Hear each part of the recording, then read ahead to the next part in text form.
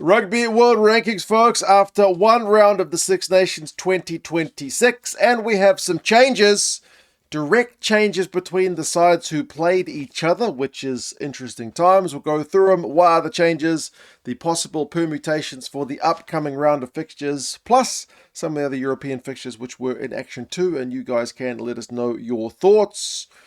South Africa and New Zealand still number 1 and 2, obviously not in action, so no change for those two sides. Still the only sides in the 90s, although England in recent times has been closing in on that 90 score. They're on 89.41, but took nothing from Wales with their big old win over their rivals. Why did they take nothing? Well, the gap between the sides is too big. If you followed the World Rankings vids for any length of time, you will know that is the case. Once you reach basically more than 10 points beyond your opponent, you're not going to take anything. Georgia had the same issue this weekend when they played Switzerland. They beat them away from home and took a whole lot of nothing because the gap between the two sides is too much. So it's the same for everybody. In this case, it's England who get the win, who get the Six Nations points. They get the bonus point, but for World Rankings, nothing doing for England. However, France and Ireland have swapped places with France's big win over the Irish. The French have taken 1.16 off the Irish, which sees them swap spots. Wasn't that long ago that Ireland were number 2 in the world, so they are now down to 5th. So it's a little bit of a downward trend for Andy Farrell's lads. I think they asked him in the post-match press conference if he's worried about that, and he kind of said yes, and that they need to kind of get back to their winning ways. They're still a good team, but yeah, France were certainly the form side at the weekend, and I think 4th or maybe even 3rd or 2nd reflects France's position. It's hard to know. We always get a little bit kind of last week excitement or despair depending on the results. Like Ireland lost, suddenly they're the worst team in the world. France won, suddenly they should be number 2. Well, it wasn't that long ago that France played number 1 South Africa and didn't go that well. So I suppose it was a good win for the French, but they need to build some consistency to keep rising up the world rankings. Their rankings are always a little bit deflated by their July squads, which tend to not rack up the world rankings points. Elsewhere, Italy and Scotland. Italy passing Scotland is the reason I have the Italian jersey on. I think I read that it was like the first time Italy's been ranked above Scotland since 2013. So there will be people who've never been alive when Italy have been ranked above Scotland, or conversely, Scotland have been below Italy.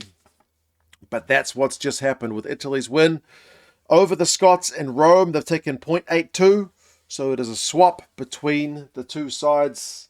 9th and 10th. The Scots are now 10th in the world. It wasn't that long ago that they were in the conversation, the Scots, for a kind of top 6 spot, which would have been a top seeding at the upcoming World Cup in 2027.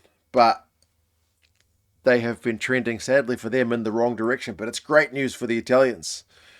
9th in the world, above the Scots, above the Georgians, above the Welsh, above the Japanese, all those kind of teams who are flirting with that kind of, top team status. Italy's right up there, man.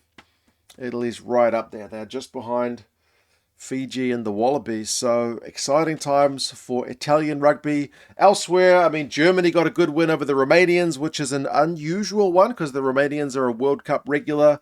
Germany less so, but Germany got a famous win there. The Portuguese hammered Belgium, and the Spanish beat the Netherlands. So certainly plenty of action at the weekend.